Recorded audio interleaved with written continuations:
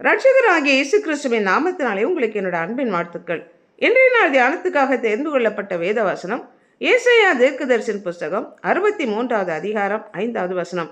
நான் பார்த்தேன், துணை செய்வார் ஒருவரும் இல்லை, தாங்குவார் ஒருவரும் இல்லை என்று ஆச்சரியப்பட்டேன். அப்பொழுது என் பயமே எனக்கு ரட்சிப்பாகி என் உக்கிரமே என்னை தாங்கிற்று.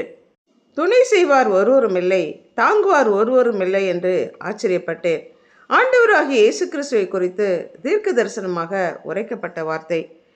கர்த்தர் நீதியை நிலைநிறுத்த, தேசத்தை நியாயம் தீர்க்க, நீதியை சரிக்கட்ட, அவருடைய ஜனங்களை மீட்க, துணை செய்ய தாங்குவார் யாரும் இல்லாததுனால கர்த்தர் ஆச்சரியப்பட்டார். அவருடைய புயமே அவருக்கு ரட்சிப்பாகி அவருடைய உக்கிரமே அவரை தாங்கிற்று. துணை செய்ய ஒருவரும் இல்லை, தாங்குவார் ஒருவரும் இல்லை.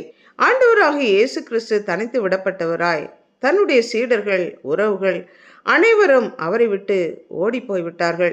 கெத்செமனே தோட்டத்தில் தம்முடைய அன்பான சீஷர்களை தன்னுடைய ஒரு மணி நேரம் விழித்திருந்து ஜெபியுங்கள் என்று சொன்னார். ஆனால் அவர்களும் தூங்கி போனார்கள்.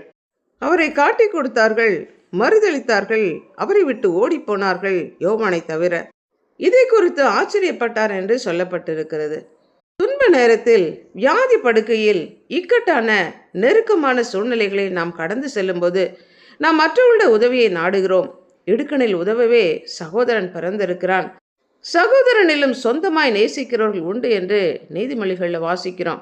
இந்த உலகத்தில் நாம் ஒருவருக்கொரு உதவி செய்து ஒருவர் மற்றவரை சார்ந்து வாழும்படிதான் நாம் சிருஷ்டிக்கப்பட்டிருக்கிறோம்.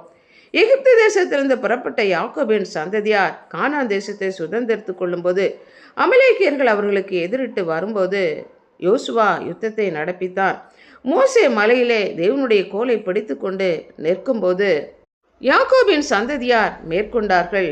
அவன் கை அசந்து போய் கையை தாழ்த்தின போது அமலேக்கியர்கள் மேற்கொண்டார்கள். அதனால் ஊரும் ஆரோனும் ஒரு கல்லை கொண்டு வந்து அதன் மேல் மோசையை அமரச் செய்து இருவரும் மோசையுடைய 2 கைகளை பிடித்து தாங்கி கொண்டார்கள். அந்த யுத்தத்திலே யாக்கோபின் சந்ததியார் மேற்கொண்டார்கள். அன்றைக்கு ஆரோனும் ஊரும் மோசையை தாங்கினது போல இன்றைக்கு நாமும் ஊழியக்காரர்களை தாங்க வேண்டியவர்கள். நம்முடைய ஜெபத்தினாலே, பொருளாதார உதவினாலே அவர்களுடைய கரங்களை தாங்கி பிடிக்க அழைக்கப்பட்டிருக்கிறோம். கர்த்தர் விழுகிறவர்களை தாங்கி மடங்கடிக்கப்பட்டவர்களை தூக்கி விடுகிற தேவன். அவருடைய பிள்ளைகளாகிய நாம் அவர் செய்த காரியங்களையே நாமும் செய்ய அழைக்கப்பட்டிருக்கிறோம். மற்றவர்களுக்கு உதவி செய்ய, தாங்கி பிடிக்கவே கர்த்தர் நம்மை அழைத்திருக்கிறார். அப்படி நமக்காக கொடுக்கப்பட்ட அந்த வேலையை நாம் செய்யாத பட்சத்தில் கர்த்தர் நம்மை குறித்து ஆச்சரியப்படுகிறார். அந்த ரோம 100க்கு அதிபதியோட விசுவாசத்தை குறித்து ஆச்சரியப்பட்டார். தன்னுடைய சொந்த ஊர் மக்களுடைய அவிசுவாசத்தை குறித்து ஆச்சரியப்பட்டார். ஜெபித்தால், விண்ணப்பித்தால் பதில் உண்டு, ஜெயம் உண்டு. ஜெபிக்காத மக்களை குறித்து கர்த்தர் ஆச்சரியப்பட்டார். இங்கு மற்றவர்களுக்கு உதவி செய்யாமல் இருக்கிற இந்த நிலையை பார்த்தும் கர்த்தர் ஆச்சரியப்படுகிறார். நம்முடைய நிலை என்ன? யோசித்து பார்ப்போம், ஜெபிப்போம்.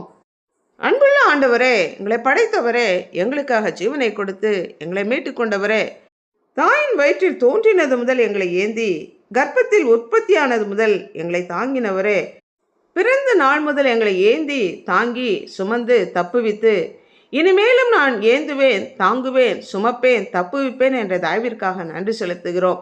உம்முடைய பிள்ளைகளாகிய நாங்களும் ஜபத்திலே மற்றவர்களை தாங்கவும் உதவி செய்யத்தக்கதான கிருபை தரும்படியாகவும் எங்களை சார்ந்துள்ள மக்களுக்கு துணை செய்யவும் ஏற்ற வழியில் அவர்களுக்கு உதவி செய்யத்தக்கதான கிருபை தரும்படியா எங்கள் ஒவ்வொருவரையும் அர்ப்பணித்து ஜெபிக்கிறோம். இயேசு கிறிஸ்துவின் நாமத்தினால் ஜெபிக்கிறோம் பிதாவே, ஆமென்.